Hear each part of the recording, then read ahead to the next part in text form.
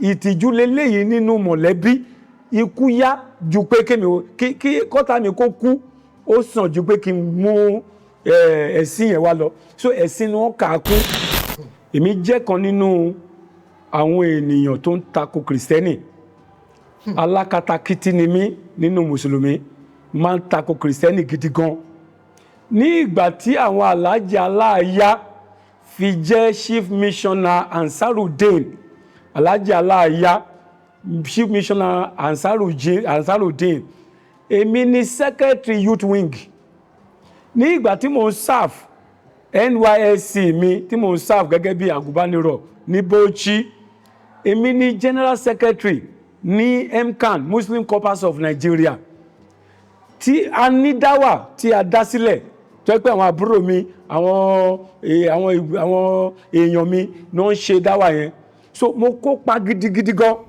nínú inú mùsùlùmí mo kópa gidi gan nínú ìwàásù mùsùlùmí ṣùgbọ́n nígbà tí ààrẹ yìí dé nígbà tí wàhálà dé mo pe ọlọ́run mùsùlùmí tí mo ń sìn yẹn mo ké kúránì tí mo ké yẹn ọdún mẹ́wàá mo fi lọ sílé kéwú mo ké gbogbo ẹ̀ kò sí ìyí tó gbà mí sílẹ̀ ó dé stage kan débi wípé wọ́n gbé mi káàkiri a bẹ̀rẹ̀ sí ní lọ sílé àwọn aláàfáà káàkiri gbogbo àwọn ṣéwù tó wà ní Sùúrùlérè yẹn gbogbo àwọn ṣéwù tó wà ní Mushin tó wà ní Òṣogbo Ìwó kò séyìí tí mi ò mọ̀ bẹ́ẹ̀ nígbà tí wàhálà yìí dé tó yẹ pé ikú ló mú wá nígbà tó dé stage kan ikú àánú àwọn ṣéwù tí mo lọ bá àwọn àfáà tí mo lọ bá ló mú mi lọ sílé aláwo òun ló ṣe wá fọkàn ló ṣe fi ẹsẹ̀ mi tẹ̀lé aláwo àwa bẹ̀rẹ̀ sí ní rìn káàkiri láti ilé aláwo lọ sílé aláwo lọ sílé aláwo lọ sílé aláwo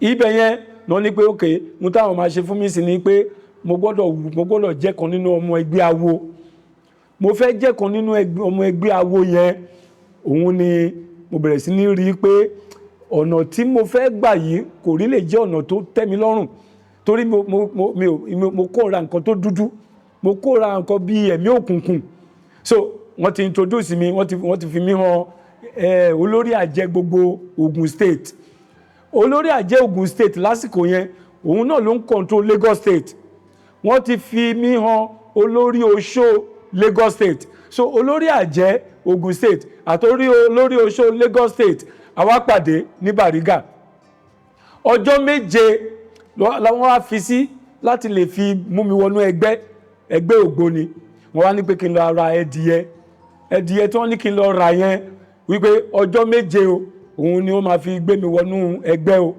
wípé tó bá ti di ọjọ́ méje kí n mú adìyẹ yẹn wá ṣùgbọ́n adìyẹ tí kí n mú wá yìí adìyẹ yìí mo gbọ́dọ̀ fi ibi pa kò gbọ́dọ̀ jẹun kò gbọ́dọ̀ mú mi mo gbọ́dọ̀ tọ́jú ẹ̀ ebi dẹ̀ gbọ́dọ̀ pa tó bá ti jẹun tó bá ti mú mi kò ṣeé lò mọ́ mo wá ra ẹdìyẹ tó nígbà lẹ́yìn dáadáa ẹdìyẹ tó da tó tóbi tó ṣàárẹ̀ mo wá rà mo fi ibi pa lọ́jọ́ kìíní ọjọ́ kejì ọjọ́ kẹta ọjọ́ kẹrin ọjọ́ karùn-ún ọjọ́ kẹfà ibi tí mo so wọ́n ibi tí eku ò lè dé ni ibi tí àárẹ̀ ò lè dé ni nígbà tó di ọjọ́ kẹfà lálẹ́ kí n tó lọ sùn mo tún lọ wo adìyẹ yẹn níbẹ̀ ó sì wà ń bẹ̀ tí ò sí ohun tó ṣe ọjọ́ keje tí mo wá láti mú adìyẹ yẹn lọ kán lọ initiate mi kí n lè di ẹgbẹ́ awo láàárọ̀ kùtùkùtù ní aago 5 tí mo jí mo lọ wo ẹdìyẹ yẹn ń bẹ̀ ẹdìyẹ yẹn sì wà ń bẹ̀ kò sí ohun tó ṣe tó sì ń ṣe kóbókóbó dáadáa ìgbà tó máa fi di pé mo lọ wẹ̀ tí mo múra tán ìjẹ́ kí n gbọ́ kí n lọ síbi ẹdìyẹ kí n dẹ̀ gbé ẹdìyẹ sínú báàgì. orúkọ ti tèmi òun ni Bishop Bọ́lá Àrínọlá gbogbo àwọn èèyàn mọ̀ mí sí Bishop Bọ́lá Àrínọlá Bọ́lá yẹn lórúkọ ti tèmi Àrínọlá lórúkọ bàbá mi. ẹ ṣeun gan sà. bàbá ọmọ bíbí ìlú wo ni sà. Bishop Bọ́lá Àrínọlá jẹ́ ọmọ bíbí ìlú tí wọ́n mọ̀ ní gbogbo àgbáyé tí a ò lè fi ojú yẹpẹrẹ mú ìlú tí ó jẹ́ pé ó láyọ̀ tó lóyin ìlú tí wọ́n ń pè ní headquarters gbogbo àgbáyé àwọn ìbejì tá bá sọ bẹ́ẹ̀ gbogbo èèyàn ló ti mọ ìlú tá à ń sọ̀rọ̀ ń pẹ̀ nítorí pé kò sí ìlú tó bí ìbejì tó ìlú tí mo ti wá mo jẹ́ ọmọ bíbí inú Igbó Ọ̀rà ni mo ti wá. Igbó Ọ̀rà. Igbó Ọ̀rà ni mo ti wá. bàbá Igbóọrà yìí Ọ̀yọ́ state ló wà. Ó wà nínú àwọn Ìbàràpá méjèèje gbogbo àgbáyé. Wow, ẹ ṣeun gan. Bàbá, mo ní ọ̀pọ̀lọpọ̀ ìbéèrè tí mo fẹ́ béèrè lọ́wọ́ yín sà, ṣùgbọ́n màá fẹ́ ká mú ní ẹyọ kọ̀ọ̀kan. Ó dà bẹ́ẹ̀. Èyí tí màá kọ́kọ́ béèrè sí, bàbá nígbà yìí sí ẹ tó mọ ọdún mélòó sà? Ẹ ṣe pẹ̀lú ìbéèrè tẹ́ béèrè yẹn. Ní abẹ́ orí ọ̀fẹ́ Ọlọ́run àti agbára Ọlọ́run, ní Monday tó kọjá yìí ni mo pé ọmọ 60 ọdún. 60 ọdún. Eléyìí táwọn òyìnbó ń pè ní 60. Wow. Monday on the 9 ọjọ́ kẹsàn-án oṣù kẹfà yìí ọdún 2025 ni mo pé ọmọ 60 ọdún táwọn olóyìnbó pè ní 60. Wow. Bàbá àgbáyé adalẹ́ sà. Àmín Jésù. Ẹ ṣé púpọ̀ púpọ̀. Àmín Jésù. Àmín Jésù. Bàbá, mo sì fẹ́ padà sí ibi tí ẹ ti kúrò sí. Torí nǹkan tẹ́ sọ yẹn, nígbà tí ẹ dárúkọ yín, ẹ dárúkọ bishop. Ṣùgbọ́n kó tó di pé mo padà sí orí ibi tí a ti kúrò yẹn, bàbá iṣẹ́ ò gangan ni ẹ̀ ń ṣe gangan sà. Nísìnyí mo ti ṣiṣẹ́ ara sẹ́yìn, ṣùgbọ́n ní ọdún 2010 Ọlọ́run pè mí pé kí n fi iṣẹ́ ara sílẹ̀. So iṣẹ́ tí mo yàn láàyò tí mo ń ṣe nísinsìnyí òun ni iṣẹ́ Ọlọ́run. Iṣẹ́ Ọlọ́run. Iṣẹ́ Ọlọ́run ni mo ń ṣe láti lè jẹ́ pé ká wàásù, ká jíyìn rere, ká gbọ́kànlá. Iṣẹ́ tí mo ṣe nìyẹn. Mi ò níṣẹ́ mi tí mo ṣe ju iṣẹ́ àlùfáà lọ. Iṣẹ́ wàásù ni mo gbé dání. Ẹ ṣé bàbá. Bàbá, nígbà tí ẹ ń ṣiṣẹ́ ara, iṣẹ́ ò gangan lẹ̀ ń ṣe nígbà yẹn sà? Nígbà tí mo ń ṣiṣẹ́ ara gẹ́gẹ́ mo ṣe sọ, ìgbà tí mo máa ṣe àgùnbánirọ̀, Bauchi ni mo ti ṣe àgùnbánirọ̀. Nígbà tí màá ṣe àgùnbánirọ̀ yẹn, mo ń ṣiṣẹ́ ní bank.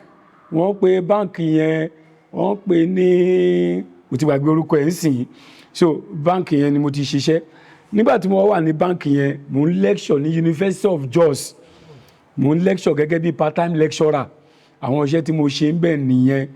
So lẹ́yìn ìgbà yẹn tí mo wá parí service, mo bẹ̀rẹ̀ sí ní ṣiṣẹ́ ní iléèwé àdáni ní insurance. Mi mọ̀ bí Yorùbá ṣe ń pè àdáni ní okòwò àbí nǹkan kan náà ń pè é. So àdáni dófò náà ń pè insurance àdáni dófò. Bẹ́ẹ̀ mo ti ṣiṣẹ́. Ọlọ́run dẹ̀ fàyè gbà mí, mo ṣiṣẹ́ ń bẹ̀, mo di ọ̀gá, mo di managing director, alákòóso títí kó tó di pé Ọlọ́run pè mí. Kó tó wá di pé Ọlọ́run pè mí yẹn, mo ti wá ṣiṣẹ́ ní ilé ìfowópamọ́sí tá ń pè ní báǹkì. Mo tó ṣiṣẹ́ ń bẹ̀. Báǹkì yẹn ni mo ti kúrò tí mo fi wá di àlùfáà. Wow, ẹ ṣeun sà, ẹ ṣeun bàbá. Bàbá, kó tó di pé mo wọnú iṣẹ́ tí ẹ yàn láàyò yìí gangan. Bàbá, ìdílé Mùsùlùmí lẹ ti jáde. Bẹ́ẹ̀ni. Báwo lẹ ṣe délé sọ fún wọn pé ẹ ti donígbàgbọ́? Kí ni àwọn nǹkan tí wọ́n bá yín sọ? Kí ni àwọn nǹkan tí àwọn bàbá yín pè? Ẹ̀yin tún gẹ́gẹ́ bí bẹ ṣe jẹ́ ọmọ chief imam. Bẹ́ẹ̀ni. Bàbá, báwo lẹ ṣe rìnrìn àjò yìí pẹ̀lú bàbá yín? Ìrìn àjò yẹn ó lágbára. Ìrìn àjò tá à ń sọ yìí ó fa wàhálà tó yẹ pé wàhálà yẹn sì wà nílẹ̀ di èní yìí. Di wákàtí ọ̀wọ̀ yìí. Di bá ṣe ń sọ̀rọ̀ yìí. Wàhálà tó wà nílẹ̀ débi wípé èmi àti bàbá ò ní àṣepọ̀ fún ọdún 10. Wàhálà tó wà nílẹ̀ débi pé èmi àtàwọn ẹ̀gbọ́n àtàwọn àbúrò a ò ní àṣepọ̀ fún gbogbo ọdún 10 yìí. Ìyẹn torí pé jẹ́ Kristẹni. Nítorí pé mo gba Jésù sáyé mi. Wàhálà yẹn ò ń ṣe kékeré. Tí mo fi fẹ́yàwó kò sí bàbá mi níbẹ̀. Tí mo fi bí àwọn ọmọ mi kò sí bàbá ń bẹ̀. Kò sẹ́ni tó wà pẹ̀lú mi. Ìjà ni torí pé ó dùn wọ́n pé kí lẹ́wọ́n ṣe máa bí èèyàn sínú Kristẹni tó máa lóun lọ gba Jésù. Irú Jésù wo ló gbà? Nítorí pé ìdílé Mùsùlùmí pọ́nbélé ni mo ti wá.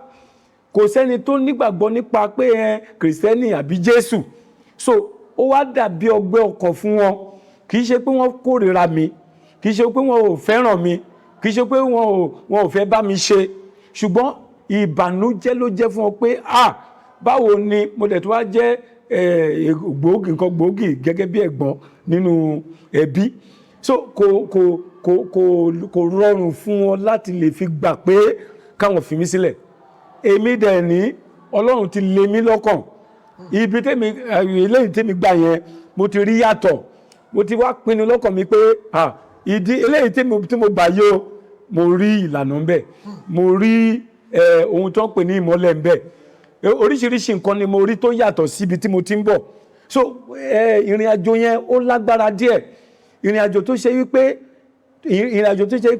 tí mo kí bàbá fún ọdún 10 bàbá ò dá mi lóhùn ni ìrìn àjò tó ṣe wípé àwọn tó jẹ́ mọ̀lẹ́bí gan ọkọ mi ni ìrìn àjò tó ṣe wípé ẹlòmíì ronú wípé ìtìjú leléyìí nínú mọ̀lẹ́bí ikú yá ju pé kí kọ́tà mi kó kú ó sàn ju pé kí n mú ẹ̀sìn yẹn wá lọ so ẹ̀sìn ni wọ́n kà á kún kó tó di pé ọdún 10 wá pé ọdún 10 yẹn pé nígbà tí ọdún 10 pé la ṣe bẹ̀rẹ̀ sí ní máa ṣe àtúnṣe làwọn tó kọ̀ mí sílẹ̀ torí pé mo ka ìwé bíbélì tó sọ wípé nígbà tí bàbá àti ìyá bá kọ̀ ẹ́ sílẹ̀ nígbà náà ni èmi yóò tẹ́wọ́ gbà ẹ́ so ìyẹn mú ọkàn mi le wípé tí bàbá bá kọ̀ mí sílẹ̀ tí ìyá bá kọ̀ mí sílẹ̀ tẹ́gbọ́n kọ̀ mí sílẹ̀ táwọn àbúrò kọ̀ mí sílẹ̀ Olúwa sọ pé òun á tẹ́wọ́ gbà mí àsìkò yìí Ọlọ́run lè tẹ́wọ́ gbà mí Ọlọ́run nu omijé mi nù àárẹ̀ ló gbé mi wọnú Jésù àárẹ̀ tẹ́nì kankan ò lè wò àárẹ̀ tí babaláwo ò lè wò àárẹ̀ tálùfáà ò lè wò àárẹ̀ tó gba gbogbo ohun ní mi gbogbo ìgbà tí mo fi ṣiṣẹ́ yìí tí mo fi ṣe gbogbo ẹ̀ nígbà tí àárẹ̀ yìí dé gbogbo ohun tí mo kójọ làárẹ̀ yẹn gbà tí ò wá sí ọ̀nà àbáyọ ṣùgbọ́n Jésù wọlé ayé mi ó mú àárẹ̀ yẹn kúrò ó wá mú mi kúrò nínú òkú ó sọ mí dọmọ ó tún mi ṣe ó sọ mí daláyọ̀ èmi ti wá rí ìmọ́lẹ̀ mo sọ wípé nínú ọkàn mi pé ìmọ́lẹ̀ tèmi ti rí yìí ó dájú òkùnkùn tí mo ti ń bọ̀ lọ mo wá fi sọ́kàn yìí pé èmi ò ní kúrò nínú ìmọ́lẹ̀ yìí Ọlọ́run lè bá mi ṣe di bí a ṣe ń sọ̀rọ̀ yìí. Wow. Ẹ ṣeun gan bàbá. Bẹ́ẹ̀ni. Bàbá ìbéèrè àkọ́kọ́ tí màá kọ́kọ́ sáré béèrè bàbá kí ni ìyàtọ̀ tí ẹ rí láàrin mùsùlùmí àti kìrìsìtẹ́nì torí ọ̀pọ̀lọpọ̀ àwọn ènìyàn tí wọ́n bá sọ̀rọ̀ wọ́n á ní ṣègbọ́n Ọlọ́run kan náà lájọ́ ń sìn bàbá ṣé bẹ́ẹ̀ ni àbí bẹ́ẹ̀ kọ́ torí tó bá yẹ pé Ọlọ́run kan náà ni mùsùlùmí jọ́sìn àti kìrìsìtẹ́nì jọ́sìn mi rò pé ó yẹ kí bàbá yín tó jẹ́ chief imam kí wọ́n kọ́ yìí bàbá ṣé Ọlọ́run kan náà ni ẹ bá wa là lẹ́kùnrẹ́rẹ́ sà. ọ̀rọ̀ tẹ́ béèrè yìí ọ̀rọ̀ tó lágbára ni mùsùlùmí àti kìrìsìtẹ́nì wọn ò sin Ọlọ́run kan náà o Ọlọ́run ọ̀tọ̀ọ̀tọ̀ ni wọ́n ń sìn o ó lè nira fún ẹni tó ń gbọ́ mi láti gbà ṣùgbọ́n òótọ́ ọ̀rọ̀ bẹ̀ òun lẹ gbọ́ yìí mùsùlùmí àti kìrìsìtẹ́nì ò sin Ọlọ́run kan náà o kódà ìwé wọn yàtọ̀ síra wọn ìwé kìrìsìtẹ́nì tá ń pè ní bíbélì àti ìwé mùsùlùmí tá ń pè ní Quran ó takora wọn nínú ìwé mùsùlùmí ó ní kúlíwù Allahu Ahadu Allahu Samad wípé Ọlọ́run ò bímọ ẹnìkọ́kọ́ ò bí ohun tó sọ nìyẹn ohun tí Quran sọ níbẹ̀ nìyẹn ó ní kúlíwù Allahu Ahadu Allahu Samad. Now bíbélì wa sọ wípé this is my beloved son in the book of nínú ìwé John chapter 3 verse 16 ó ní eléyìí ni àyànfẹ́ ọmọ mi tí èmi fẹ́ràn jù for God so loved the world that he gave his only begotten son eléyìí tí òun fẹ́ràn jù ó wá fi fún wa wípé gbogbo ẹnikẹ́ni tó bá gbàgbọ́ ó máa ní ìyà nípẹ̀kun láti bẹ̀rẹ̀ lọ ẹ ti mọ̀ wípé Ọlọ́run tó sọ ní ọ̀rọ̀ nínú Kùránì pé Ọlọ́run ò bímọ ẹnìkankan ò bí kò ní padà wá sínú Bíbélì kó sọ wípé Jésù ọmọ Ọlọ́run ni so ìyẹn bẹ́ẹ̀ yẹn tẹ́ bá wá wo gbogbo wàhálà tó ń ṣẹlẹ̀ ní gbogbo ilé ayé ẹ rí pé àwọn mùsùlùmí wọn ò nígbàgbọ́ wípé Ọlọ́run tí kìrìsìtẹ́nì ń sìn ni mùsùlùmí ń sìn torí pé tí wọ́n bá máa dárúkọ Ọlọ́run wọn ò ní dárúkọ Ọlọ́run lásán wọ́n máa sọ wípé Ọlọ́run Allah láti lè sọ pé Ọlọ́run Allah nítumọ̀ wípé Ọlọ́run tí àwọn yàtọ̀ sí Ọlọ́run tí ẹ̀yin ń sìn mùsùlùmí gan ò lè sọ wípé Ọlọ́run kan náà làwọn jọ ń sìn pẹ̀lú kìrìsìtẹ́nì Ọlọ́run Allah ni mùsùlùmí ń sìn tẹ́ bá dẹ̀ rí Ọlọ́run tí mùsùlùmí ń sìn ẹ rí pé wọ́n máa kọjú sí ìlà oòrùn bí yọ oòrùn náà lẹ́ ń pè ní wọ́n máa kọjú sí kán tó lè kírun kan tó lè sìn. Ọlọ́run Kristẹni kò síbi tó kọjú sí tí ò rí, kò síbi tó kẹ̀yìn sí tí ò rí, kódà gan pàápàá nínú wa gangan lọ́lọ́run ń gbé. So ìyàtọ̀ tó wà ń bẹ kò í ṣe ìyàtọ̀ kékeré, ìyàtọ̀ tó pọ̀ gidi gan ni nínú ìwà ṣíṣe, nínú ìwà wíwù. Tẹ bá ti rọ́mọ mùsùlùmí nínú ìwà, tẹ rí ọmọ Kristẹni ẹ ti máa mọ̀ wípé eléyìí yàtọ̀ síra wọn. Bó ṣe rí nìyẹn ní gbogbo àgbáyé. Tẹ bá wo gbogbo àgbáyé báyìí ń sìn, bá ṣe ń sọ̀rọ̀ yìí ń sìn, ẹ lọ gbogbo ìlú tó jẹ́ pé Muslim countries ni, ẹ lè rí ìrẹ́pọ̀ ńbẹ̀, ẹ lè rí ohun tó ń pè ní peace, ẹ lè rí ńbẹ̀. Ní gbogbo lẹ ti fẹ́ rí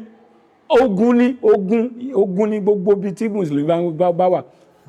Tẹ bá dẹ̀ wá tún wá wò náà, ẹ bá wo Boko Haram, Ali-Shabab, Ali-Shuda, Ali-this, Ali-that, gbogbo Ọlọ́run yẹn ó yàtọ̀ síra wọn pátápátá, ó yàtọ̀ síra wọn. Ẹ ṣeun gan bàbá, ẹ ṣé, a dúpẹ́ lọ́wọ́ yín.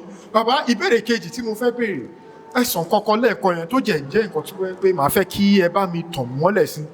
Ẹni pé àárẹ̀ kan ló dé bá yín tó dín pé babaláwo ò lè wò, oníṣègùn ò lè wò, àfáà ò lè wò, pásítọ̀ ò lè wò, òun pẹ̀lú nǹkan tó gbé yín wọ Kristẹni. Bàbá, kí ni nǹkan tó ṣẹlẹ̀ gangan? Ọ̀rọ̀ ńlá ni. Ohun tó ṣẹlẹ̀ gangan àárẹ̀ ni. Èmi jẹ́ kan nínú àwọn ènìyàn tó ń tako Kristẹni. Alákatakítí ni mí nínú Mùsùlùmí, máa ń tako Kristẹni gidi gan. Ní ìgbà tí àwọn Alhaji Aláàyá fi jẹ́ chief missioner Ansarudeen, Alhaji Aláàyá chief missioner Ansarudeen, èmi ni secretary youth wing. Ní ìgbà tí mo ń serve NYSC mi, tí mo ń serve gẹ́gẹ́ bí àgùnbánirọ̀ ní Bauchi, èmi ni general secretary ní MCAN, Muslim Corpus of Nigeria, tí a ní dáwà tí a dá sílẹ̀ tó yẹ pé àwọn àbúrò mi, àwọn èèyàn mi ní wọ́n ń ṣe dáwà yẹn. So mo kópa gidigidi gan nínú inú Mùsùlùmí, mo kópa gidi gan nínú ìwàásù Mùsùlùmí. Ṣùgbọ́n nígbà tí àárẹ̀ yìí dé, nígbà tí wàhálà dé, mo pe Ọlọ́run Mùsùlùmí tí mo ń sìn yẹn, mo ké Kùránì tí mo ké yẹn, ọdún mẹ́wàá mo fi lọ sílé kéwú, mo ké gbogbo ẹ̀, kò sí ìyí tó gbà mí sílẹ̀. Ó dé stage kan débi wípé wọ́n gbé mi káàkiri, a bẹ̀rẹ̀ sí ní lọ sí ilé àwọn aláàfáà káàkiri. Gbogbo àwọn ṣéwù tó wà ní Sùúrùlérè yẹn, gbogbo àwọn ṣéwù tó wà ní Mushin, tó wà ní Òṣogbo, Ìwó, kò séyìí tí mi ò mọ̀ ńbẹ̀. Nígbà tí wàhálà yìí dé tó yẹ pé ikú ló mú wá, ṣùgbọ́n mi ò rí ọ̀nà àbáyọ. Ó ṣẹlẹ̀ ní ìgbà tí mo sáfù náà ní gẹ́gẹ́ bí àgùnbánirọ̀, mo lálàá. Inú àlá yẹn lológbò yọ sí mi. Ológbò tó yọ sí mi inú àlá, ológbò yẹn ó ga tó mi lóòrò gẹ́gẹ́ bí àgùnbánirọ̀. Ṣé agbára wà ń gbà yẹn? Mo sì jẹ́ ọ̀dọ́, eégún wà. Ẹ bá rí gbogbo iṣan ara mi ń gbà yẹn, nítorí pé mo ti jẹ̀ṣẹ́ rí. Iṣan ara mi ń gbà yẹn ó máa ń le ní ẹni tó dẹ̀ ti lọ sáàmì rí. So bí mo ṣe rí yẹn, bí mo ṣe kátò tó yẹn, tí mo ṣe jẹ́ ọ̀dọ́ tó yẹn, bẹ́ẹ̀ lológbò yẹn náà ṣe dìde mọ́ mi nínú àlá yìí. Ìgbà tí mo dé máa ṣiṣẹ́ ní báǹkì tí mo ti ṣiṣẹ́, wọ́n fún mi ní ilé, báǹkì yẹn fún mi nílé ní GRA. Now nínú ibi tí mò ń gbé yẹn, ibẹ̀ ni ológbò ti yọjú sí mi, ló bá sọ wípé kí n bì, gbogbo ohun tí mo ti jẹ kí n bì. Ó bẹ̀rẹ̀ sí ní tẹ̀ mí lọ́rùn, ológbò yẹn tẹ̀ mí lọ́rùn pé mo gbọ́dọ̀ bì. Wàhálà yìí pọ̀ jù nínú ojú oorun yẹn. Mo wá fẹ́ gbà tí mo rí pé wàhálà yẹn ti wá pọ̀ jù fún mi nínú ojú oorun, mo wá fẹ́ bì. Bíbì tí mo ní kí n bì yẹn, ni ohun yẹn wá sí mi, mi ò rò ń tọ̀hún tó ń sọ̀rọ̀, wọ́n pè mí, ó ní Bọ́lá má bí o, torí tó bá fi bì ẹ̀jẹ̀ ló máa bì. Nínú oorun yẹn lọ́hùn, mo gbóhùn yẹn, ara mi wá gbọ̀n, gbígbọ̀n tára mi gbọ̀n ni mo ṣe jí. Lẹ́yìn ìgbà yẹn báyìí ni wàhálà ti dé. Ọjọ́ kejì mo ṣẹ̀ tún wá bára mi nínú àlá. Inú àlá tí mo tún bára mi yẹn ní ọjọ́ kejì, nígbà tí mo ń ṣe àgùnbánirọ̀ yẹn náà ni, mo wá rí pé nínú àlá yẹn mo bẹ̀rẹ̀ sí ní jẹun. Mo jẹ iyán nínú àlá yẹn, mo jẹ ẹran ìgbẹ́ nínú àlá yẹn, àti ẹ̀gúsí tó láta dáadáa, mo jẹ gbogbo ẹ̀ nínú àlá yẹn. nígbà tí máa jí báyìí pẹ̀lú àlá tí mo ti lá ní ọjọ́ kó tó di ọjọ́ yẹn àtẹlẹ́yìn ìṣẹ̀lẹ̀ àyà mi ga, àyà mi tó wá ga yẹn àti lè mí délẹ̀ àti lè mí dókè wá di wàhálà. So wàhálà yìí pọ̀ gbàtí wá débi iṣẹ́ mo wá láti wá lọ sọ fún ọ̀gá mi ní pé ohun tó ṣẹlẹ̀ ń sì ní pé kí n máa lọ sí hospital. Tí n bá ti dé hospital kí kan wò mí. Hospital ni mo lọ, wọ́n bá diagnose pé mo ní ulcer. Wọ́n ní ulcer nígbà àyà. Ulcer yẹn là ń wò lọ. Ulcer yẹn òun là ń wò lọ. Ulcer a treat ulcer fún oṣù 6. Ulcer ò lọ. Wàhálà yẹn ló gbé mi kúrò níbi iṣẹ́ yẹn. Wàhálà mo wá bẹ̀rẹ̀ sí ní rù mò ń gbẹ. Láti ìgbà yẹn lọ àwọn àjẹ́ máa yọjú sí mi, oríṣiríṣi àwọn èèyàn máa yọjú sí mi lójú oorun nítorí pé mo wá rí pé mo bẹ̀rẹ̀ sí ní rù mò ń gbẹ. Inland Bank òun ni mo fẹ́ rántí. Inland Bank nígbà yẹn Bauchi State ló ní Inland Bank. So ọmọ ọ̀gá mi dẹ̀ fẹ́ràn mi, a dẹ̀ ti parí nínú wàhálà yẹn, nínú ara mi tí ò yá yẹn ni mo parí sáfíìsì mi sí. Ṣùgbọ́n ẹni tó jẹ́ alákòóso báǹkì yẹn, torí pé mo mọ iṣẹ́ yẹn gidi gan, ó ti wá gbà mí. Ó ti gbà mí pé kí n máa báṣẹ́ mi lọ, mi ò ṣe kọ́pà mọ́. Ìgbà tí wọ́n gbà mí sí yẹn lára mi ò yá sí. Ní University of Jos tí mo ti ń lecture náà, àwọn náà ti permanent mi. Àsìkò tó permanent mi yẹn náà lára mi ò yá sí. Mi ò rí ara líle láti ṣiṣẹ́ yẹn. Àìní ara líle àti okun láti ṣiṣẹ́, mo ní pé kí n padà wá sí ilé láti Bauchi. Mo wá s'Èkó láti wá ọ̀nà àbáyọ láti lè jẹ́ pé kí àárẹ̀ yẹn kó lọ. So àárẹ̀ yẹn ni mo wà lára ẹ̀, ara wípé mò ń ṣàárẹ̀ yẹn la wà nínú ẹ̀. A lọ sílé aláfà, a lọ sí kò sí tí ò tá lọ bẹ́, aké gbogbo ẹ̀ kò ṣiṣẹ́. Nígbà tó dé stage kan, ìkanú àwọn ṣéwù tí mo lọ bá, àwọn àfáà tí mo lọ bá ló mú mi lọ sílé aláwo. Òun ló ṣe wá fọkọ, ló ṣe fi ẹsẹ̀ mi tẹ̀lé aláwo. Àwa bẹ̀rẹ̀ sí ní rìn káàkiri láti ilé aláwo lọ sílé aláwo, lọ sílé aláwo, lọ sílé aláwo. Ibẹ̀ yẹn lọ ní pé okay, mo táwọn máa ṣe fún mi sí ni pé mo gbọ́dọ̀ jẹ́ kan nínú ọmọ ẹgbẹ́ awo. Mo fẹ́ jẹ́ kan nínú ọmọ ẹgbẹ́ awo yẹn. Òun ni mo bẹ̀rẹ̀ sí ní rí pé ọ̀nà tí mo fẹ́ gbà yìí kò rí lè jẹ́ ọ̀nà tó tẹ́ mi lọ́rùn, torí mo kóra nǹkan tó dúdú, mo kóra nǹkan bí ẹ̀mí òkùnkùn.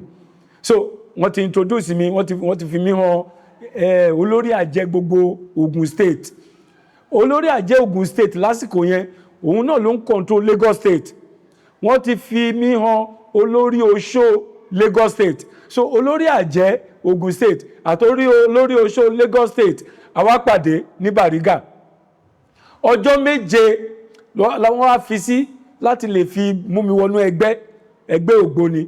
Wọ́n wá ní pé kí n lọ ra ẹdìyẹ tí wọ́n ní kí n lọ ra yẹn, wípé ọjọ́ 7 o òun ni ó máa fi gbé mi wọnú ẹgbẹ́ o, wípé tó bá ti di ọjọ́ 7 kí n mú adìyẹ yẹn wá. Ṣùgbọ́n adìyẹ tí wọ́n ti kí n mú wá yìí, adìyẹ yìí mo gbọ́dọ̀ fi ibi pa, kò gbọ́dọ̀ jẹun, kò gbọ́dọ̀ mú mi, mo gbọ́dọ̀ tọ́jú ẹ̀, ebi dẹ̀ gbọ́dọ̀ pa. Tó bá ti jẹun, tó bá ti mú mi, kò ṣeé lò mọ́. Mo wá ra ẹdìyẹ tó nígbá lẹ́yìn dáadáa, ẹdìyẹ tó da, tó tóbi, tí ò ṣàárẹ̀. Mo wá rà, mo fi ibi pa lọ́jọ́ 1, ọjọ́ 2, ọjọ́ 3, ọjọ́ 4, ọjọ́ 5, ọjọ́ 6. Ibi tí mo so wọ́n, ibi tí eku ò lè dé ni, ibi tí àárẹ̀ ò lè dé ni. Nígbà tó di ọjọ́ 6 lálẹ́ kí n tó lọ sùn, mo tún lọ wo adìyẹ yẹn níbẹ̀, ó sì wà ńbẹ̀ tí ò sí ohun tó ṣe. Ọjọ́ 7 tí mo wá láti mú adìyẹ yẹn lọ kán lọ initiate mi kí n lè di ẹgbẹ́ awo. Láàárọ̀ kùtùkùtù ní aago 5 tí mo jí, mo lọ wo ẹdìyẹ yẹn ńbẹ̀, ẹdìyẹ yẹn sì wà ńbẹ̀, kò sí ohun tó ṣe, tó sì ń ṣe kóbókóbó dáadáa. Ìgbà tó máa fi di pé mo lọ wẹ̀ tí mo múra tán, ìjẹ́ kí n lọ síbi ẹdìyẹ, kí n dẹ̀ gbé ẹdìyẹ sínú báàgì, mo bá bẹ́ ẹdìyẹ tó ti kú. Wàhálà lélẹ́yìí. Ẹdìyẹ tí mo ti ń sìn láti ọjọ́ 7 sẹ́yìn tó sọ pé kò gbọdọ̀ jẹun, kò gbọdọ̀ mú, kò gbọdọ̀ ṣe nǹkan kan, òun náà dẹ̀ máa ní láti gbé mi wọnú ẹgbẹ́ awo. So ẹdẹ yẹn bí mo ṣe wá múra tán kí n dẹ̀ gbẹ́dẹ̀ sínú báàgì ẹdẹ bá ti kú. Ẹdẹ tó ti wá kú yẹn mi ò wá mọ ohun tí máa ṣe mọ́ nítorí pé mo nígbàgbọ́ wípé wọ́n ti sọ fún mi pé ẹdẹ yẹn mo gbọ́dọ̀ mú wá lóòyẹ̀ ni. Ìyẹn ló fà á tó fi di pé mi ò wá lè lọ di ẹgbẹ́ ológbò mọ́ nítorí pé ẹdìyẹ ti kú. Ìyẹn bẹ́ẹ̀. Now ṣe rí tí pípè tí Ọlọ́run bá pè nìyàn, ẹ bi mí lọ́rọ̀ yìí pé tí Ọlọ́run bá pè nìyàn ṣé báwo lèèyàn ṣe ń gbọ́? Bó ṣàlàyé fún yín nípa bí Ọlọ́run ṣe pe Jákọ́bù. Samuel Ọlọ́run pè Samuel dẹ̀ sì kéré, ó kéré nínú ẹ̀sìn, ó kéré nínú Ọlọ́run, ó kéré gẹ́gẹ́ bí ọmọdé. Ṣùgbọ́n bí Samuel ṣe kéré tó ó ń gbóhùn Ọlọ́run. Ọ̀pọ̀lọpọ̀ wà tó yẹ pé wọn ò lè gbóhùn Ọlọ́run. Ọ̀pọ̀lọpọ̀ tó yẹ pé tó bá gbọ́ ohùn Ọlọ́run, ohùn ẹlòmíì náà máa ń pè. Ọlọ́run pe Samuel lẹ́kìnní, ó lọ bá bàbá ẹ̀ Eli. Ọlọ́run tún pe Samuel lẹ́lẹ́kejì, ó tún lọ bá bàbá ẹ̀ Eli. Ọlọ́run tún pe Samuel lẹ́lẹ́kẹta. Bí Ọlọ́run máa ń bá ènìyàn sọ̀rọ̀, ó lè jẹ́ nínú àlá, ó lè jẹ́ ọ̀rọ̀ tí èèyàn ń sọ, ó lè jẹ́ nínú chọ́ọ̀chì, ó lè jẹ́ nígbà tí wàásù bá ń ṣẹlẹ̀, ó lè jẹ́ èèyàn kan lọ́lọ́run máa lò láti wá bẹ́ẹ̀ sọ̀rọ̀. Bọ́lọ́run ṣe ń pè ènìyàn nìyẹn, bí ẹ̀ ṣe jẹ́ nìyẹn. Ẹ ṣeun gan bàbá, ẹ ṣeun púpọ̀ sà, ẹ ṣeun gan bàbá. Bàbá máa fẹ́ kẹ́ bá wa ṣàlàyé bí ẹ ṣe rí ìwòsàn nígbà tí ẹ ṣàárẹ̀. Bàbá báwo lẹ ṣe rí ìwòsàn? Torí ẹ sọ fún wa ní pé ó tó nígbà tó tó àkókò kan, ó di pé ẹ lè ríran mọ́ tó pé ìyàwó tí ẹ fẹ́ ló di pé wọ́n mú yín jáde. Bàbá ẹ̀yin náà la dẹ̀ ń wò sí tẹ́ ẹ rí wa, a dúpẹ́ fọ́lọ́run. Bàbá báwo lẹ ṣe rí ìwòsàn gangan? Gẹ́gẹ́ bí mo ṣe sọ, ṣe rí orí ọ̀fẹ́ Ọlọ́run lágbára. Orí ọ̀fẹ́ Jésù Kristi òun ni mo jẹ. Jésù tí mi ò mọ̀ rí, Jésù tí mò ń pẹ́gàn ẹ̀, Jésù tí mo sọ wípé òjíṣẹ́ lásán ni kì í ṣọmọ Ọlọ́run, Jésù tí mo sọ wípé mi ò tiẹ̀ fẹ́ gbọ́rọ̀ ẹ̀, Jésù tí mi ò sìn rí, òun ló padà wá gbà mí. Báwo ló ṣe ṣẹlẹ̀? Ọjọ́ kan ni mo kọ lẹ́tà sílẹ̀ nítorí pé àfẹ́sọ́nà mi ó ṣe gudugudu méje, ó ṣe yàyà mẹ́fà báwọn àgbàlagbà ṣe máa ń sọ. Ó dúró tì mí. Ọmọbìnrin tó dúró tì mí ni wípé àárẹ̀ yìí bó ṣe ń ṣe mí ló ṣe ń ṣòun náà. Ṣùgbọ́n ó wá dé stage kan tí mo ti wá rí wípé àárẹ̀ yìí mi ò lè bọ́ nínú ẹ̀. Mo ti wò pé ikú ló kùn, mo wá kọ lẹ́tà sílẹ̀. Mo kọ lẹ́tà dé wípé tó mo fẹ́ lọ gbẹ̀mí ara mi. Ẹ̀mí ara mi tí mo fẹ́ lọ gbà yẹn, mo kọ lẹ́tà yẹn sílẹ̀, mo wá fi sábẹ́ pílò mi. Mo wá jí ní ìdájí, mo ń lọ sí Èkó bridge. Èkó bridge tí mo ń lọ yẹn mo fẹ́ lọ kán sínú omi ni. Nítorí pé mi ò tiẹ̀ ṣe rí. Mo ti rù, mo ti kan aṣọ egun. I was like a skeleton. Mo ti wá rò pin pé kò sọ́nà àbáyọ mọ́. A ti lọ sílé àwọn àlùfáà, ìtànjẹ ni. A ti lọ sílé àwọn ọba aláwo, ìtànjẹ ni. Kò sí gbogbo ọ̀nà tá a lọ. Hospital tàwọn olóyìnbó, ìtànjẹ ni. Kò sí nǹkan kan tá a lè ṣe mọ́. Èmi ti gbàgbọ́ pé kò sọ́nà àbáyọ mọ́. Àárọ̀ ọjọ́ yẹn mo wá fẹ́ lọ kán sínú omi. Mo ti wá kọ lẹ́tà kalẹ̀. Bí mo ṣe dé Mushin Total bus stop ní Àtẹwọ́lára ní nǹkan bí aago 5 lọ lù tí mo débẹ̀. Èèyàn kankan fọ́ gbá mi lẹ́yìn ni mo bá wẹ̀yìn ló bá di arákùnrin kan. Arákùnrin yẹn bá sọ pé kí ló dé tó fẹ́ lọ para ẹ̀? Ó kọ́ yà mí lẹ́nu wípé báwo ló ṣe mọ̀ pé mo fẹ́ lọ para mi? Níbo ló ti mọ̀ mí? Níbo ló ti rí mi rí? Ó ní kò tó bẹ́ẹ̀ kó lọ para ẹ̀. Nítorí pé kó tó di àsìkò yẹn wọ́n ń try láti pè mí lọ sí church. Mo ní mi ò tí n bá máa kú mo fẹ́ kú gẹ́gẹ́ bí mùsùlùmí ni. Mi ò gbọ́dọ̀ lọ sí church. Torí mo díà church gidigidi gan, mi ò tẹ̀ like anything tó jẹ́ church àbí anything tó jẹ́ bí Jésù. Mi ò fẹ́ gbọ́. So mo nígbàgbọ́ pé mo fẹ́ kú bí mùsùlùmí. Mo ti wá ń lọ, mo fẹ́ lọ kó sínú omi. Torí pé mo fẹ́ kú gẹ́gẹ́ bí mùsùlùmí, kò sọ́nà àbáyọ mọ́. Mo wá dé Àtẹwọ́lára ní Mushin níbi Total Junction yẹn pé ilẹ̀ ò tí ì mọ́ dáadáa. The first vehicle, mọ́tò àkọ́kọ́ tó bá ń lọ sí Èkó ni màá wọ̀. Owó ti wà lọ́wọ́ mi tí máa fi wọ mọ́tò yẹn. Màá dẹ̀ bọ́lẹ̀ ní Alákà, màá wá gorí bíríjì yẹn, màá wá kán sínú omi. Bẹ́ẹ̀ ni ọwọ́ kan ó touch mi. Ọwọ́ yẹn ó kàn pè mí látẹ̀yìn. Ó ní kí ló dé tó fẹ́ lọ para ẹ̀? Ó wo ojú ẹ̀ títí pé báwo ló ṣe mọ̀ pé ó fẹ́ lọ para mi? Ló bá ní ohun tó ṣẹlẹ̀ ni pé bí ẹ ṣe wà yìí, ẹ padà sílé, ẹ lọ ka psalm 23. Tẹ́ bá ka psalm 23 ẹ kà lẹ́ẹ̀kan. Tẹ́ bá ti wá ka psalm 23 yìí lẹ́ẹ̀kan, kẹ́ fún ní gbólóhùn yìí. Gbólóhùn yẹn mi ò ní sọ nítorí pé mo mọ̀ pé orí afẹ́fẹ́ la wà. Ó wá ní gbólóhùn yẹn torí mi ò lè gbàgbé. Ohun kan tí mi ò lè gbàgbé láyé mi ni torí mo mọ̀ wípé màá jábọ̀ ẹ̀fọ́ lọ́run. Gbólóhùn yẹn mi ò lè gbàgbé. Ó wá ní pé kí n sọ gbólóhùn yẹn ní ẹ̀ẹ̀méje tí bá ti ka psalm 23. Èmi ò dé ka Bible rí. So èrò tèmi ni pé psalm 23 nǹkan ńláńlá kan ni. So mo wá wò títí ó rí pé mi ò fẹ́ gbà tòun, ó wá kọ ìwé, ó tọ́ bàpò, ó wá kọ̀wé wọ́n ní pé tí n bá ti ka psalm 23 tí mo pe gbólóhùn yẹn lẹ́ẹ̀méje, ohun tí mo bá rí tó bá di ọ̀la kí n wá sọ fóun. Mo bá wo àdírẹ́sì yẹn, mo rí Máfolúkù, mo rí kìnnìkan street nọ́mbà ó clear dáadáa, ó dẹ̀ kọ Mr. so. Mo bá gba àdírẹ́sì lọ́wọ́ ẹ̀, mo bá padà sílé. Ilé tí mo padà sí, à ń pe arábìnrin kan, ọmọbìnrin kan ní Bọ́lá, olórúkọ mi ni nílé tí mò ń gbé. So mo wá pe Bọ́lá nígbà tí ilẹ̀ ṣú jẹ́lẹ̀ ọjọ́ yẹn ṣú, wípé kó yá mi ní Bible New Testament ẹ̀. New Testament Bible yẹn ni Bọ́lá wá yá mi. Mo wá lọ wo Psalm tó ní kí n kà, mo wá rí Psalm 23. Mo rí pé Olúwa ni olùṣọ́ àgùntàn mi, èmi kì yóò ṣaláìní. Orí mi ti gbóná wípé Olúwa ni olùṣọ́ àgùntàn mi, Psalm 23 tí máa yóò jẹ́ kí n lọ para mi. Psalm 23, Olúwa ni olùṣọ́ àgùntàn mi. Láti gé ọ̀rọ̀ yìí sí kúkúrú, mo bá ka Psalm 23 ní nǹkan bí aago 12.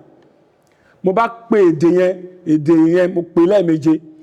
Bí mo ṣe wà nínú àlá nìyẹn, àlá tí mo wà yìí, mo bá rí ọmọbìnrin kan tó jẹ́ ìyàwó sí èèyàn mi, fámílì mi, tó súnmọ́ mi gógógógógó, ìyàwó ẹ̀, ẹ̀gbọ́n lẹ́ni yẹn jẹ́ sí mi, fámílì mi ni.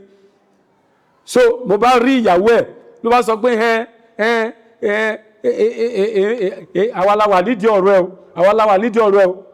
Mo bá kígbe, mo ní ẹ̀yin lẹ wà nídìí ọ̀rọ̀ mi, wá títà ní. Ó wá ní màmá náà wà ń bẹ̀, màmá náà wà ń bẹ̀. Màmá wo? Màmá náà bá yọjú nínú àlá yẹn. Mo ní màmá, ẹ̀yin lẹ wà nídìí ọ̀rọ̀ mi. Màmá bá ní nítorí pé wọ́n sọ wípé o fẹ́ dènìyàn lójú àwa ló fẹ́ dènìyàn, ìràwọ̀ tiẹ̀ wá ń lọ, ìràwọ̀ tiẹ̀ ó fẹ́ ju tàwọn ọmọ tí wá lọ. Níyà yẹn bá sọ bẹ́ẹ̀ lójú àlá yẹn.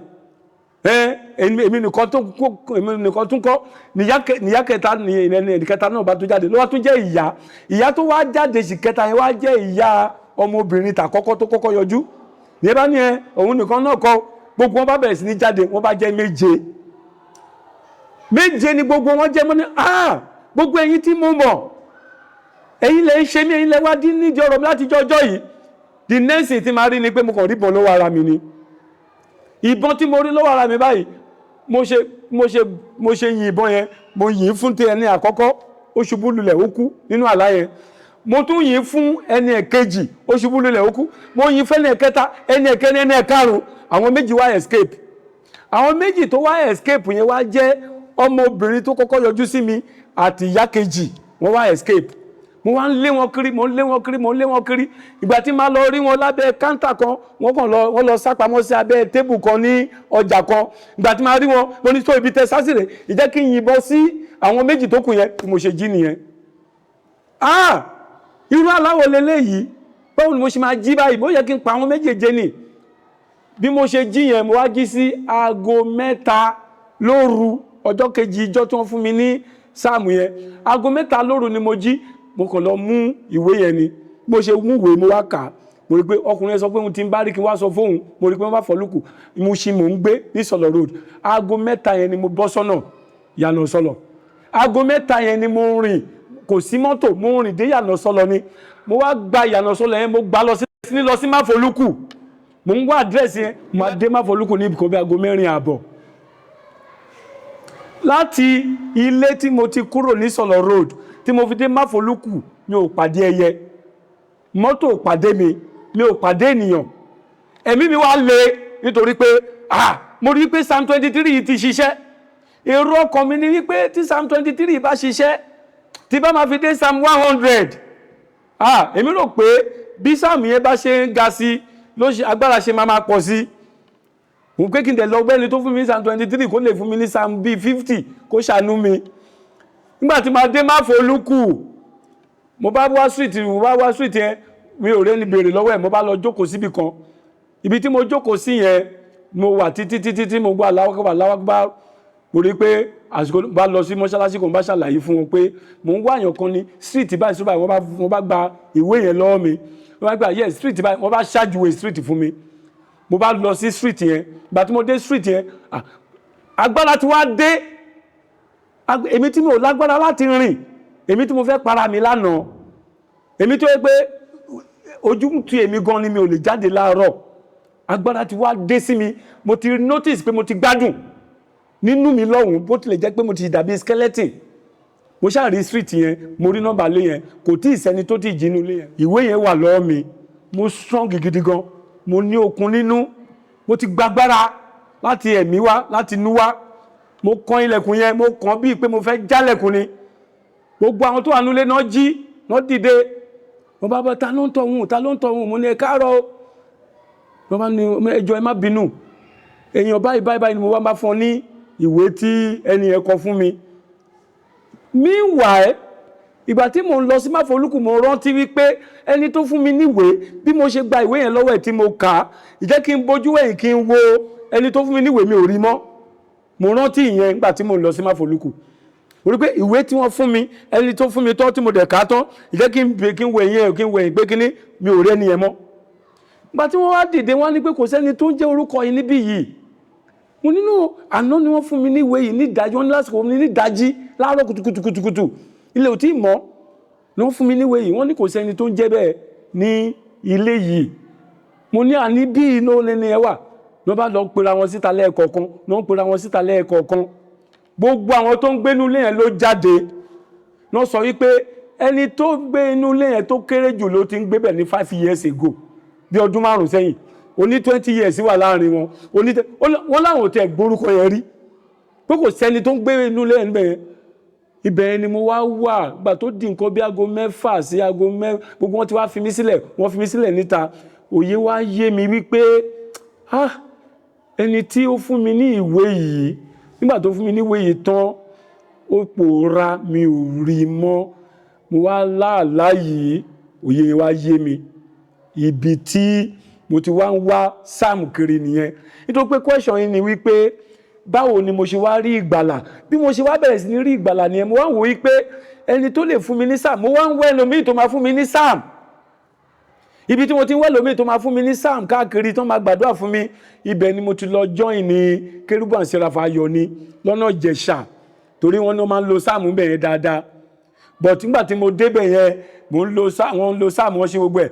Bàbá Fákẹ́yẹ kọ́lọ́run kó dẹlẹ̀ fún wọn, iwájú tí wọ́n kọjú sí kọ́lọ́run jẹ́ kó dẹ̀ ìtàn sílẹ̀ kó má bàjẹ́. Bàbá Fákẹ́yẹ ń wàásù lọ́wọ́, mo wà láàrin èrò ni bàbá Fákẹ́yẹ ń wàásù lọ́wọ́ ní CAC Ayọ̀ ni mo bẹ̀rẹ̀ sí ní rẹ́rìn. Ẹ̀rín yẹn mi ò mọ ibi tó ti wá, èmi nìkan wá lá bí auditorium wọn ṣe tóbi tó ní ọ̀nà Ìjẹ̀ṣà, ní Ìjẹ̀ṣà express road yẹn, tí bàbá Fákẹ́yẹ ṣe ń wàásù bẹ́ẹ̀ ni mo rẹ́rìn. Mi ò mọ ohun tó ń pa mí lẹ́rìn, mi ò mọ ibi tẹ́rìn ti wá, kò ṣe ẹ̀rín kékeré, mo ń rẹ́rìn ha. Àwọn aṣọ́nà wá gbé mi kúrò níbi tí mo wà, wọ́n ń try láti bò mí lẹ́nu, èmi fáwọn mi ń try láti bo ẹnu ara mi kí n má rẹ́rìn yẹn mọ́, mi ò rí ẹnu ara mi bò, tó fi di pé àwọn aṣọ́nà wá gbé mi kúrò níbi tí mo wà. Bí wọ́n ṣe gbé mi kúrò mẹ́ báyìí tí wọ́n gbé mi sí ìta, bẹ́ẹ̀ lẹ́rìn yẹn dúró, ohun yẹn wá jáde, ó ní Arinola, mi ò pè ẹ́ síbí yìí, má wá síbí mọ́, ibi kọ́ ni mo ti fẹ́ lò ẹ́. Pé mo ti ẹ̀rí ẹ̀rí yẹn mo rí dá, because èmi fúnra mi ń fọwọ́ bu ẹnu mi pé kí n má rí ẹ̀rí yẹn, kí n má rìn, mi ò rí bò, ọ̀tá mi fẹ́ ya wèrè ni. Bọ̀tò ohun yẹn wá já, ní Arinola, mi ò pè ẹ́, pípè tí mo pè ẹ́ mi ò pè ẹ́ wá síbí yìí, ọ̀tọ̀ mi di ibi tí mo pè ẹ́ sí. Mo bá ní kó kàn jọ kó bá mi kó báìbù mi, ó yà wọ́n lẹ́nu pé ẹni tí ó ń ṣe bí gọ́gọ́sì ó ti mọ ohun tó ń ṣe. Bí mo ṣe kúrò níbẹ̀ báyìí tí mo padà sí ilé, ọ̀rẹ́ mi tajọ wà ní school, tajọ jáde, òun lọ ṣe NYSC ní state mi, ló bá ló wá mi wálé, ipò fi flyer sílẹ̀ fún mi pé wọ́n fẹ́ ṣe program yẹn. Now flyer tí ọ̀rẹ́ mi fún mi, ó pè mí wá sí ibi ìpàgọ́, wọ́n á wo flyer yẹn, mo rí pé Redeemed Christian Church of God ni. ìgbà yẹn ni Redeem ń ṣe Holy Ghost service, wọn ò tí ì lọ sí Ìbàdàn expressway ńgbà yẹn. Ìgbà yẹn ni stadium náà ti ń ṣe Holy Ghost service. Wọ́n wá invite mi sí Holy Ghost service ní stadium. Èmi ní ti yín ní tòótọ́ stadium yẹn ni mo lọ pẹ̀lú ìyàwó àfẹ́sọ́nà mi gbà yẹn tó jẹ́ ìyàwó mi ń sìn ni mo lọ. Bí mo ṣe kúrò ní ayọ̀ ni program yẹn ni mo wá lọ ní stadium yẹn ni mo wà ní preaching lọ, message lọ, gbogbo ẹ̀ ń lọ ní bàbá Adébóyè bá ní èèyàn kan wà ń bí èní yìí Ọlọ́run sọ pé òun fẹ́ gbà ẹ́ là, wá fàyè ẹ̀ fún Jésù. Wọ́n bẹ̀rẹ̀ sí ní sọ bẹ́ẹ̀ bí bàbá ṣe máa ń sọ̀rọ̀ yẹn. Ojú dẹ̀ ń tì mí torí ọmọ chief imam Mushin wọ́n mọ̀ wá gẹ́gẹ́ bí bàbá mi ṣe jẹ́ chief imam ní Mushin, wọ́n mọ̀ wá. Tí bá jáde ní stadium ọ̀pọ̀lọpọ̀ ló máa rí mi, wọ́n lè lọ sọ fún bàbá, ojú ṣà ń tì mí. Mo wá sọ fẹ́ni tó wà lẹ́gbẹ̀ẹ́ mi, mo dẹ̀ fẹ́ jáde ẹgbẹ́ akílọ́kùn ẹni tó jẹ́ àfẹ́sọ́nà mi gbà yẹn. Wọ́n ní akílọ́kùn tí bá fẹ́ jáde jáde, mo sì wò ní jáde ni, olóhùn ò jáde ní tòun. Mo bá ní òkè, tí bá jáde sí àwọn èèyàn á rí mi, òkè nǹkan tí máa ṣe ni pé màá lu handkerchief. Mo wá fi handkerchief bojú mi, mo wá rọra lu ibi tí màá ti ríran, mo lu bí ojú yẹn, mo wá di handkerchief yẹn sódà táwọn èèyàn ní rí mi ṣùgbọ́n màá lè ríran. Mo ṣe di ojú mi pẹ̀lú handkerchief tí mo ṣe jáde nìyẹn. Mo wá fàyè mi fún Jésù lọ́ndà bàbá. Kọ́lọ́run kó bá wa lọ́ra ẹ̀mí wọn, kọ́lọ́run kó tún ṣe wọ́n pẹ̀lẹ́pẹ̀lẹ́ kó pẹ́ fún wa. Àmín. Ọ̀ndà bàbá Adébóyè Adéjàre mo ti fàyè mi fún Jésù nígbà yẹn ní Holy Ghost service. Bọ́lọ́run ṣe gbàkóso nìyẹn. Látẹ̀yìn ìgbà yẹn lọ báyìí wàhálà oríṣiríṣi ṣùgbọ́n Ọlọ́run bá mi kájú ẹ̀. Ọ̀rọ̀ pọ̀, bóyá tẹ bá máa ṣe interview mi a tún lè sọ ọ̀pọ̀lọpọ̀ nínú àwọn ọ̀rọ̀ tí ó pọ̀. Ọ̀rọ̀ pọ̀ gidigidi gan. Oṣó àti àjẹ́ wọ́n mọ̀ mí, wọ́n dẹ̀ ń fi mí ṣeré, torí tí wọ́n bá ti gbé ìlànà wa bẹ́ẹ̀ yẹn Ọlọ́run ti fún mi lágbára. So gbogbo ìwọ tó bá ròyìn pé ayé ń ṣe ẹ́, tí ó ròyìn pé o rọ́nà àbáyọ, tí ó ròyìn pé ibi ìkóríta táyé ẹ̀dẹ́ ikú ló kùn ẹkùn, mo fẹ́ ṣàlàyé fún ẹ pé ikú kọ́ ló kùn. Ènìyàn kan wà tó ń retí pé kò tiẹ̀ jọ ilé ayé ẹ̀ fóun, ó fẹ́ tún ẹ ṣe. Má para ẹ. O tí ìdàgbà, ó ṣẹ̀wọ̀ 70 ni, ó ṣe lọ 120, o tí ìdàgbà, ó ṣẹ̀wọ̀ 30 ni. Ohun tó ṣe máa ṣe pọ̀, má jẹ́ kí ẹ̀sìn dì ẹ́ mọ́lẹ̀.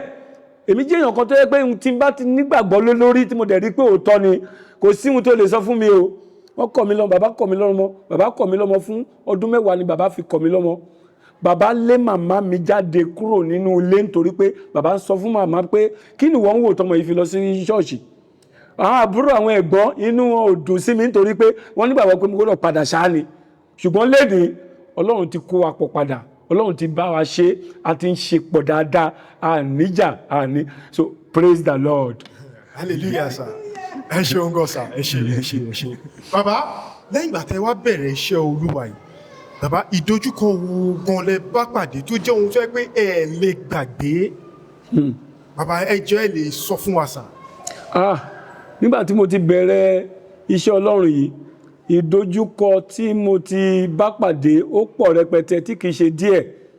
Yàtọ̀ sí ìdojúkọ pé family ti ẹ̀ support, ìdojúkọ tí à ń dojúkọ pẹ̀lú àlùfáà sí àlùfáà kìí ṣe kékeré.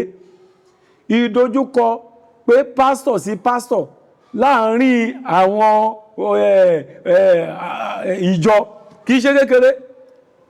Ìdojúkọ tí èèyàn rí gan láàárín àwọn ọmọ ìjọ tó ń tẹ̀lé èèyàn kìí ṣe kékeré. Ṣùgbọ́n ìdojúkọ aláìlẹ́gbàgbé tí mo fẹ́ sọ́nsì tó yẹ pé mi ò lè gbàgbé, òun ni pé 2013 ní on the 15 ọjọ́ kẹẹ̀ẹ́dógún ọdún 2013 ilé ìjọsìn wa ní Ìsọlọ̀ la wà, Iriakari Estate Road, ní aago mọ́kànlá kọjá ìṣẹ́jú 12 11:15 bí wọ́n ṣe pè mí nìyẹn pé ilé ń jóná ṣọ́ọ̀ṣì wa ń jóná. Gbogbo ohun tààrà sí ṣọ́ọ̀ṣì yìí kì í ṣe owó kékeré. Ọ̀pọ̀lọpọ̀ àwọn nǹkan tó wà ní ṣọ́ọ̀ṣì yìí London ni mo ti kó wọn wá, speaker ni, engine ni, gbogbo ẹ̀ pátápátá ọ̀pọ̀lọpọ̀ wọn a ship wọn láti London ni. On the 15th of November 2013 bí aago 9 náà pè mí pé ṣọ́ọ̀ṣì wa ń jóná, tá àmọ̀bí tí náà ti wá. Ìdojúkọ yìí lágbára. Ibi tá a dẹ̀ wá lò fún church òkè ni, a ní school ń bẹ̀ tó yẹ pé school wa ló lè tóbi jù ní gbogbo àdúgbò yẹn. Gbogbo ìwé àwọn tí wọ́n gbé fún wa pé ká máa wípé ká tà, àwọn ìwé àwọn ọmọ school, gbogbo owó, gbogbo kọ̀ǹpútà léèwé, gbogbo ṣíà, gbogbo engine church, everything gbogbo ẹ̀ ló jóná lọ́dún yẹn lọ́hùn. Kò sí nǹkan báyìí tó kù. Gbogbo rúùfù ṣọ́ọ̀ṣì yìí jóná débi pé rúùfù wálẹ̀, gbogbo AC tó wà ní church gbogbo ẹ̀ ló jóná. Àwa wà nínú ìhòòhò. Kò wá sí ìrànlọ́wọ́ lọ́tún, kò sí ìrànlọ́wọ́ lósìn, kò sí ìrànlọ́wọ́ níbikíbi. Ọlọ́run wá dàbí pé kò wá tán, ṣe bá sọ fún yín, kò wá tán, kò sí bẹ́ẹ̀ ṣe lè lọ mọ́, kò sí bẹ́ẹ̀ ṣe lè ṣe mọ́. At the end of the day, Ọlọ́run wá gbàkóso. Ìṣẹ̀lẹ̀ tó ṣẹlẹ̀ pé church wa jóná ní ìsọlọ̀ yìí, òun ló gbé wa débi tá wà lénìí. So a dúpẹ́ lọ́wọ́ Ọlọ́run. Oríṣiríṣi ìdojúkọ ló wà. Mo ti lọ sí London tí mo ti lọ dá branch church yìí sílẹ̀. A rí ìdojúkọ lọ́hùn. Kò síbi tá a lọ tá a rí ìdojúkọ. Ṣùgbọ́n Ọlọ́run ó ń jẹ́wọ́ agbára ẹ̀. Ọlọ́run fi rẹ̀ hàn wípé òun pè wá lóríṣiríṣi téèyàn tẹ̀ lè sọ, téèyàn lè rántí bóyá jẹ́ nìyẹn. Ẹ ṣeun gan bàbá. Bàbá a rí lẹ́nu ọjọ́ mẹ́ta yìí pé ọ̀pọ̀lọpọ̀ àwọn ènìyàn wọ́n bẹ̀rẹ̀ sí í fà á lọ́tún, wọ́n fà á lọ́sì. Ìyẹn tí gbogbo èèyàn mọ̀ sí Pastor Jeremiah Fufeyin. Bẹ́ẹ̀ni. Tí mànù yìí, pastor yìí, tí ó bọ́ sí ìta lẹ́nu ọjọ́ mẹ́ta yìí, tí ó ta night gown. Ó ní kí àwọn ọkọ àti ìyàwó kí ìyàwó máa wọ̀ sùn, pé ẹni tó bá ń wọ́mọ bẹ́ẹ̀. Lẹ́nu ọjọ́ mẹ́ta yìí náà ló tún ṣe bí ATM card. Ó tún ṣe bí ATM card tó ní ẹni tó bá ti nírú nǹkan yìí, owó ò ní dá lọ́wọ́ ẹ̀, business á máa lọ déédéé. Ṣùgbọ́n nígbà tí ọ̀pọ̀lọpọ̀ àwọn ènìyàn jáde, ọ̀pọ̀lọpọ̀ àwọn ènìyàn rí bí gbà pé ẹni yìí ó ń rí dínkù Ọlọ́run, ní pé kò ń ṣe bẹ́ẹ̀ ni Ọlọ́run ṣe máa ń ṣiṣẹ́. Bàbá, kí ni nǹkan tí ẹ̀yin rí sí kí èèyàn wò ṣùṣù kó ṣe night gown tó ní kí àwọn ènìyàn máa sùn, ẹni tó bá fẹ́ bímọ? Bàbá, kí ni yìí ṣé bó ṣe yẹ kó lọ nìyẹn? Ṣé rí ṣe gan olóòtú, ṣe rí ó ní oríṣiríṣi tí ẹni kálukú fi ń ṣiṣẹ́ ìránṣẹ́. Ó dẹ̀ ní bí ẹni kálukú ṣe gba iṣẹ́ yìí. Bó bá ṣe gba iṣẹ́ ló máa júwe bó ṣe máa ṣe. Nígbà tí wọ́n gba iṣẹ́ ìránṣẹ́, ṣé o gbà á pé Ọlọ́run pè ẹ́ ni? Ṣé o gbà á wípé o fẹ́ di ìlúmọ̀ọ́ká ni? Ṣé o gbà á pé o fẹ́ lówó lọ́wọ́ ni? Ọ̀pọ̀lọpọ̀ gba iṣẹ́ ìránṣẹ́ yìí kì í ṣe pé Ọlọ́run pè wọ́n. Ọ̀pọ̀lọpọ̀ gba iṣẹ́ yìí kì í ṣe pé bóyá wọ́n fẹ́ fi jèrè ọkàn. Níbo ló wà nínú Bíbélì wípé kéèyàn lọ ṣe ATM card? Níbo ló wà nínú Bíbélì wípé kéèyàn lọ ṣe night gown? Níbo ló wà nínú Bíbélì pé kéèyàn máa lọ ta anointing oil, gbogbo nǹkan bẹ́ẹ̀ yẹn? Kò nítumọ̀. Ṣé wá rí, nítorí pé kó tó di àsìkò yìí, iṣẹ́ babaláwo ò ṣe é gbé wá sórí orí gbàgede. Iṣẹ́ oríṣiríṣi ò ṣe é gbé wá sórí gbàgede. Ó dẹ̀ easy fún èèyàn láti wá sọ pé pásítọ̀ lòun, kó máa gbé iṣẹ́ tí ó máa ṣe iṣẹ́ òkùnkùn yẹn kó máa gbé wá sórí gbàgede láti pè rẹ̀ ní pásítọ̀. Jésù sọ wípé ọ̀pọ̀lọpọ̀ ló máa sọ wípé ọmọ Ọlọ́run lòun, mo wòsàn nítorí lórúkọ ẹ, mo gbàlà lórúkọ ẹ, mo ṣe lé lórúkọ ẹ. Ṣùgbọ́n tó bá di ọjọ́ ìdájọ́, Jésù Ọlọ́run á sọ fún wípé kúrò lẹ́yìn mi wọ oníṣẹ́ ibi nítorí pé mi ò mọ̀ ẹ́ rí. Gbogbo àwọn nǹkan tẹ́ ń rí yẹn àbámọ̀dá ni. Gbogbo nǹkan tẹ́ ń rí yẹn nǹkan tó ń pè ní end time òun ló ń ṣẹlẹ̀. Gbogbo yẹn ìtàn jẹ́ nítorí ohun tá fẹ́ jẹ, ohun tá fẹ́ mu. Ìgbàlà ọkàn ló ṣe pàtàkì jù. Ìgbàlà ọkàn òun ni Ọlọ́run pè wá sí. Ẹni tí Ọlọ́run tó bá fẹ́ fún lówó kì í ṣe physically lọ́lọ́run máa fún nítọ̀hún lówó, kò ń ṣe physical money lọ́lọ́run máa fún ẹni tí Ọlọ́run bá fẹ́ kó là kó lówó lọ́wọ́. Ihun tí Ọlọ́run máa fún ẹni tí ó là tó fẹ́ kó là kó lówó lọ́wọ́ agbára ni. Bíbélì sọ wípé it is God that giveth power to make wealth. Agbára lèèyàn fi ń lówó lọ́wọ́. Àti wípé ẹ̀bùn lọ ṣe pé kílẹ̀ tí ń porúkọ ẹ̀ miracle money ká ṣe léyìí ká ta eléyìí ká ta tọ̀hún. Wọ́n ò lè ọ̀pọ̀lọpọ̀ tí ẹ̀ láìkè mi nítorí pé mi ò nígbàgbọ́ nínú ẹ̀. Ká ní ata anointing oil. Anointing oil ń ṣiṣẹ́ tó bá gbàdúrà sí, tó bá ní ìgbàgbọ́ lọ́dọ̀ Ọlọ́run tó fún èèyàn ní anointing oil. Ìgbàgbọ́ ẹ̀ nínú Ọlọ́run ló máa jẹ́ kí anointing oil ṣiṣẹ́, kì í ṣe ìgbàgbọ́ nínú anointing oil. Débi pé kó wá ní òun ta anointing oil, òun ta omi, òun ta títà yẹn ta ló fẹ́, ó ti di business.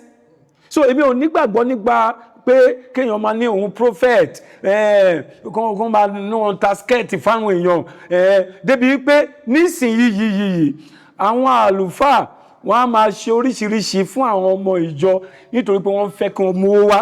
Tó bá gbàdúrà fún ọmọ ìjọ táànú ẹ̀ gbà tọ́lọ́run gbàdúrà ẹ̀ tí ọmọ ìjọ yẹn tí Ọlọ́run bá tọ̀ṣẹ̀ á padà wá fún ẹ lówó. Ó ní ìdí àti manipulate. Èyí tí bá gbàdúrà fún tọ́lọ́run gbàdúrà yẹn fún tí ó rántí mi pé òun máa padà wá fún mi lówó, owó tó yẹ kó fún mi yẹn á fi ṣe nǹkan míì. Because ó lè ta ọjà yèrùpẹ̀ kó gbowó òkúta. Ṣùgbọ́n Ọlọ́run ṣeun, gbogbo àwọn ọmọ tó ń tẹ̀lé mi tọ́lọ́run ṣe ń gbàdúrà wọn ò gbàgbé mi. So kí ni mo fẹ́ máa manipulate wọn fún? Èwo ni ká tẹ̀ máa manipulate?